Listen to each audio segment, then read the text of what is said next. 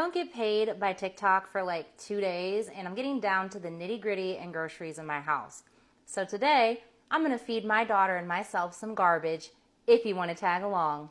Okay, you got me. I'm not actually going to feed myself and my child garbage, but these are things that normally other people would throw away, and we don't waste in this house. So I'm going to make something that I call garbage soup. Big pan. I have this leftover sausage, cabbage, gailon, which is Chinese broccoli, and other random vegetables. We're gonna toss that in your pan. My garden has one measly, the smallest green bean plant, but I'm still grateful because it's putting out green beans for me. Now, if you want to get real fancy, you can blanch these. I'm not going to do that because I'm just gonna throw them in the soup and they're gonna cook down how they need to anyways. You just want to make sure to snap the ends off. This is something that my parents always had me do, and my grandparents. My job was to snap green beans. We had a huge garden when I grew up, and I always was peeling potatoes anytime we had potatoes for dinner. Green beans in the pan. At this point, you're gonna pull out your handy dandy veggie scrap bag. Now, what's a veggie scrap bag, you ask?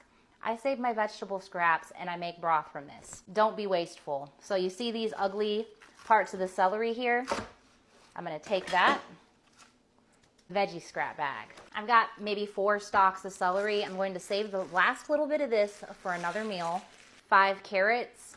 I'm gonna wash my carrots and my celery real quick so you don't think I'm nasty and I'm serving dirty vegetables. Today, once again, another busy day for me. My daughter has back to school tomorrow. She had volleyball practice today, and right before she had volleyball practice, I went to the doctor. Because as y'all know, I've kind of talked about it a little bit. I've been struggling with my GERD and GI issues and my liver. So this is gonna suck. But I have to have a scope done, which I know it needs done. I've been having these heartburn and GI issues since I was in high school, and I'm gonna be 33 next month.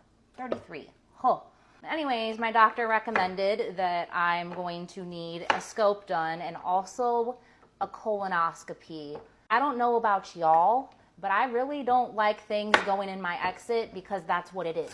It's an exit only. Except for y'all freaky freaks. See, y'all, that's not an exit for y'all. That's a playground.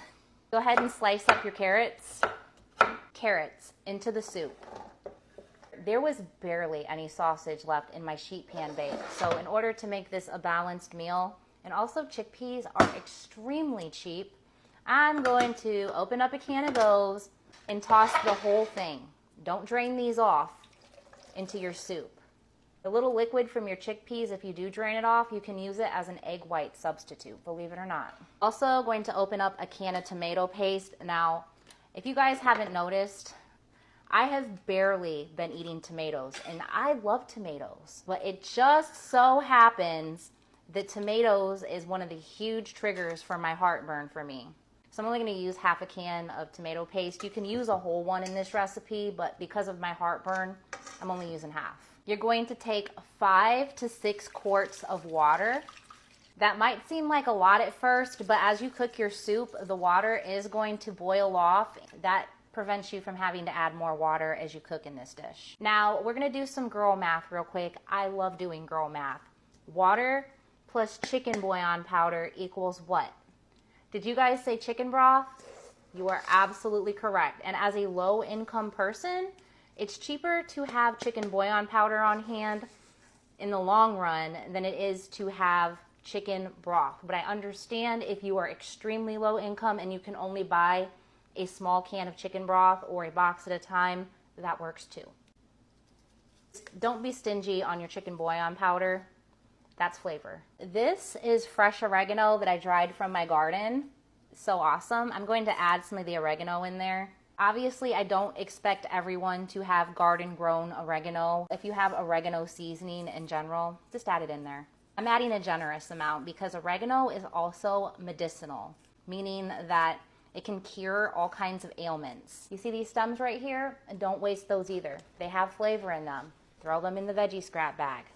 Where do I keep this? In my freezer so it does not mold. We have some pepper for me because y'all know by now, or hopefully you should, that I'm a strong, independent woman. I don't need someone to complete me, stress me out, or walk around my house angry all the time. Period. And then I also have some paprika. Yes, I have baby paprika too. So cute. If you were a millennial, you probably loved Blue's Clues growing up. I know I did. Onion powder,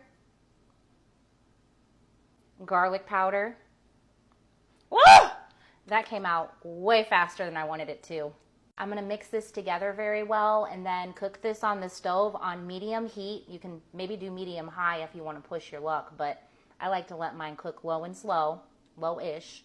Cook this for about an hour to an hour and a half. Soup's done, so we're gonna go ahead and serve that up.